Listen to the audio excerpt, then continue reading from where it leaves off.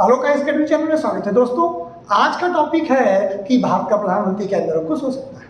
एक वीडियो मैंने अभी कल ही बनाया था जिसमें मैंने बताया था कि भारतीय संविधान में, क्योंकि भारत में prime minister form the democracy ली गई है, इसलिए इंडियन कॉन्स्टिट्यूशन में प्रधानमंत्री को शक्ति सबसे ज्यादा प्राप्त है, क्योंकि उत्तरदायित्व भी सबसे ज्यादा उसी का है।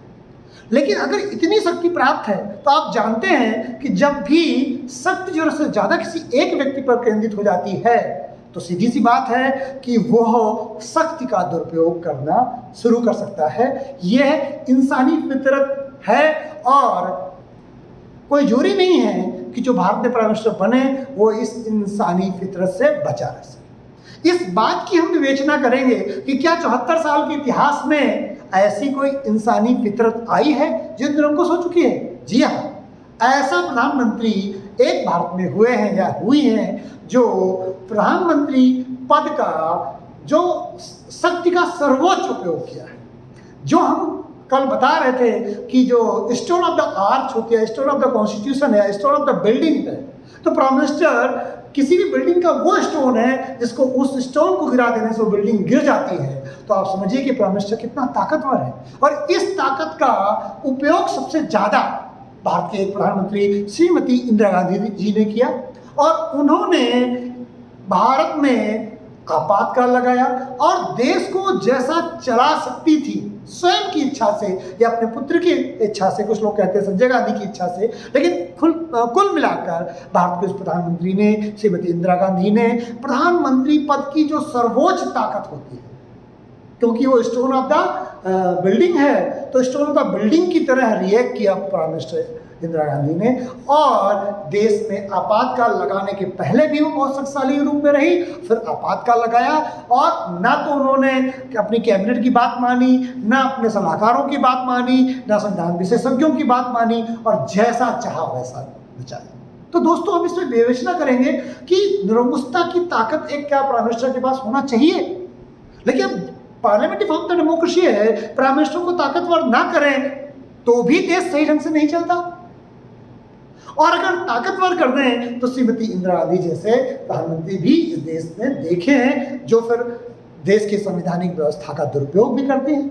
तो क्या किया जाए? देखिए, prime ministerial form of the democracy में प्रधानमंत्री को इतनी शक्ति देनी ही पड़ेगी।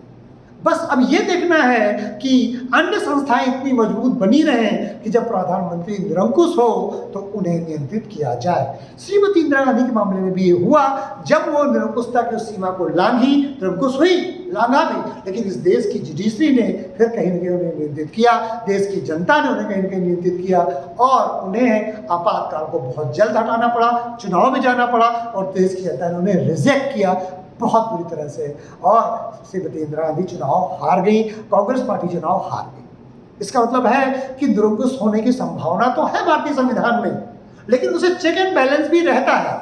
जैसे इस समय प्रधानमंत्री नरेंद्र मोदी जी के लिए भी कुछ लोग कहते हैं कि भारत की सरकार को निरंकुश तरीके से चला रहे हैं। जब निरंकुशता की बात आती है तो फिर एक बार जो चरम प्राइम मिनिस्टर पहुंच चुके हैं यानी श्रीमती इंदिरा गांधी, उससे तुलना करना पड़ेगा कि क्या श्रीमती इंदिरा गांधी की निरंकुशता का जो रियल लेवल प्राइम मिनिस्टर ने चुना था या प्राइम मिनिस्टर जो इतने निरंकुश हो सकते थे या प्राइम मिनिस्टर अपनी पूर्ण शक्ति का जब प्रयोग करता है तो इस हद तक करता है, क्या नरेंद्र मोदी जी ने ऐसा कुछ किया है?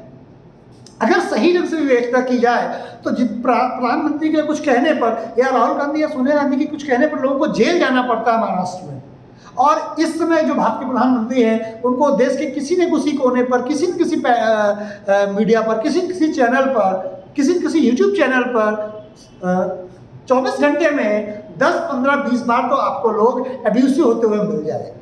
मुझे न्यूट्रली ये समझ में नहीं आया कि श्रीमती इंदिरा गांधी की तुलना में जो आपातकाल लगा है, जो निरंकुशता आई, जब हम उससे तुलना करते हैं तो क्या मोदी निरंकुश लगते हैं? मोदी तो गौ लगते हैं, देवता लगते हैं, पहली बात। दूसरी बात, मुझे ऐसा कोई बहुत बड़ा घटनाएं नहीं मिली भारत के परिप्रेक्ष्य में। न्यूट्रली मैं अगर कहूँ, मैं पसंद उन्हें करता हूँ, नहीं करता हूँ, ये अलग बात है।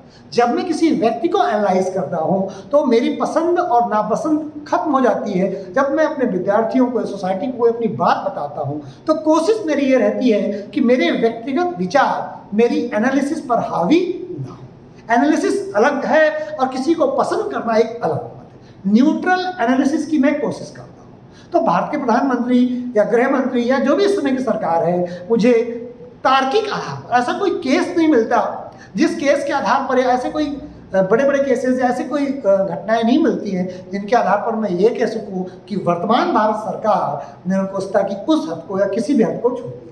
तो दोस्तों, प्रधानमंत्री को निरंकुश, आतताई, तालिबानी कहना गलत है। हाँ, वो सख्त निर्णय लेते हैं और उसे सख्ती से लागू करते हैं।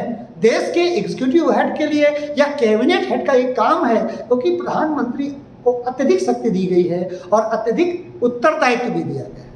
तो उस उत्तरदायित्व को निभाने के लिए प्रधानमंत्री को कठोर निर्णय लेने होंगे, क्योंकि देश में कोई भी निर्णय है सबके पक्ष में वो नहीं हो सकता। जैसे किसानों का कृषि बिल है, वो आढ़तियों के खिलाफ है और आढ़ती इस देश में बहुत ताकतवर हो गए हैं, खासकर नॉर्दर्न बेल्ट में, पंजाब में, हरियाणा में वो मूवमेंट चला रहे हैं। क्यों? क्योंकि वो व्यापारी बन गए, कृषि व्यापारी, बगैर कृषि में इन्वॉल्व हुए कृषि की प्रोडक्शन को खरीद कर बहुत ज़्यादा पैसा कमा रहे हैं। तो उस वर्ग को नाराज होना है और उसका राजनीतिक समर्थन भी मिलेगा। तो क्या प्राइम मिनिस्टर ऐसा होना चाहिए किसी देश में कि हर वर्ग को खुश करने के लिए कोई बड़ा निर्णय ही न ले, और अगर वो बड़ा निर्णय लेता है तो क्या वो तालिबानी हो जाता है? बिलीव करिए, अगर उनका प्रधानमंत्री का कोई भी निर्णय ऐसा कभी आएगा, सबसे पहला वीडियो हो सकता है मैं बनाऊं उनकी आलोचना करने में, क्योंकि मुझे कोई फर्क नहीं पड़ता कि कोई बंदा कौन है। वो प्रधानमंत्री से नरेंद्र मोदी हो सकते हैं, आदित्यनाथ जी भी हो सकते हैं, या राहुल गांधी हो सकते हैं, सोनिया गांधी हो सकती है, कोई भी हो सकता है। मैं एक न्यूट्रल एनालिसिस अब तक लेकर के आऊँगा, क्योंकि ये जो चैनल है ये सिविल सेवा की तैयारी कराने वाले और उन लोगों की पसंद का चैनल है जो न्यूट्रल एनालिसिस को देखना चाहते हैं। बीजेपी को पसंद करने वाले लोग उस तरह के वीडियो बनाते हैं, ना पसंद करने वाले लोग उस तरह के वीडियो बनाते हैं। मैं संवैधानिक दायरे के अंदर आपको वीडियो दूंगा, जिससे आप सिविल सेवा में जब उसका आंसर दें तो उचित हो, दूसरा समाज में भी अपनी बात कहें तो लॉजिकल हो। इलॉजिकल बात का कोई महत्व जीवन में नहीं होता। इसलिए जब हम दो प्राइम मिनिस्टर की तुलना करते हैं तो सीधी सी बात है, निरंकुशता का जो लेवल है वो श्रीमती इंदिरा गांधी की तरफ झुकता है। उन्होंने निरंकुशता की थी, आप चाहें तो आपातकाल की वीडियो देख सकते हैं। उसके बाद हम जो बात करते हैं कि जो भारत का प्राइम मिनिस्टर निरंकुश हो सकता है, हाँ हो सकता है। क्या हुआ है? हाँ हुआ है। क्या भारत के प्रधानमंत्री इसमें उसी निरंकुशता के चरम पर है, निरंकुश है? नहीं है, ऐसा कोई लॉजिक नहीं मिलता। तो दोस्तों, आज हमने ये बताने का प्रयास किया है कि भारत के प्रधानमंत्री को कैबिनेट का हेड माना गया है, राष्ट्रपति को कैबिनेट की जो बातें वो प्रधानमंत्री ही पहुंचाता है, वो बहुमत दल का नेता होता है। अब जो दूसरी बात आती है कि क्या कोई भी प्रधानमंत्री निरंकुश हो सकता है, तो 74 सालों के इतिहास में सिर्फ एक प्राइम मिनिस्टर मिला है। इसका मतलब है कि सामान्य परिस्थितियों में प्राइम मिनिस्टर निरंकुश नहीं हो सकता। क्यों? क्योंकि वो बहुमत दल का नेता होता है, यानी पार्टी का नियंत्रण, पार्टी का अगर समर्थन नहीं है तो व्यक्ति लंबे समय तक प्राइम मिनिस्टर नहीं रह सकता। दूसरा, अगर बहुमत दल एक ही पार्टी का बहुमत नहीं आया तो कई पार्टियों को सहयोग से काम करना पड़ता है। तीसरा, जो देश की जुडिशरी व्यवस्था है वो भी प्राइम मिनिस्टर को नियंत्रित करती है अगर वो अपनी संवैधानिक दायरा को लाता है।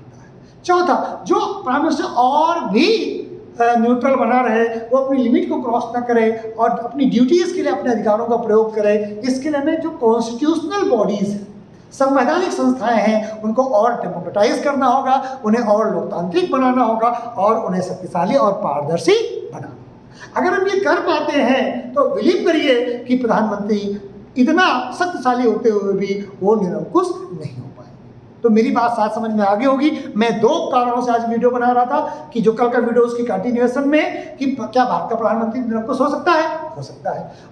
क्या निरंकुश हुए हैं? हाँ हुए हैं। क्या वर्तमान प्राइम मिनिस्टर निरंकुश है? उसका मैंने लॉजिक दिया कि नहीं, मेरे हिसाब से कोई ऐसा तर्क नहीं मिलता है। हाँ, शक्ति से निर्णय लेते हैं और शक्ति से काम कराते हैं और करते भी हैं। और चौथा, क्या प्रधानमंत्री को निरंकुश होने से रोका जा सकता है? हाँ, रोका जा सकता है। ये सारे आंसर मैंने आपको देने का प्रयास किया है विद इन 10 मिनट। मैं कोशिश करता हूँ यूट्यूब वीडियो 10 मिनट से ऊपर न जाए, जिससे आप बोर न हो और यूट्यूब वीडियो को एंजॉय करें। दोस्तों, अगर आपको मेरा प्रयास पसंद आया है, चैनल को लाइक करें, सब्सक्राइब करें, अपने दोस्तों तक शेयर करें, कमेंट करें और बताएं कि आपकी क्या डिज़ायर है। अगर वो डिज़ायर बहुत लोगों तक वो वीडियो बनाने लायक होगा, बहुत लोगों तक वो बात पहुँचाने लायक होगी, मैं वीडियो अवश्य बनाऊँगा। आज का वीडियो इसी पर चर्चा के साथ मैं समाप्त करता हूँ। नमस्कार, जय हिंद, जय भारत।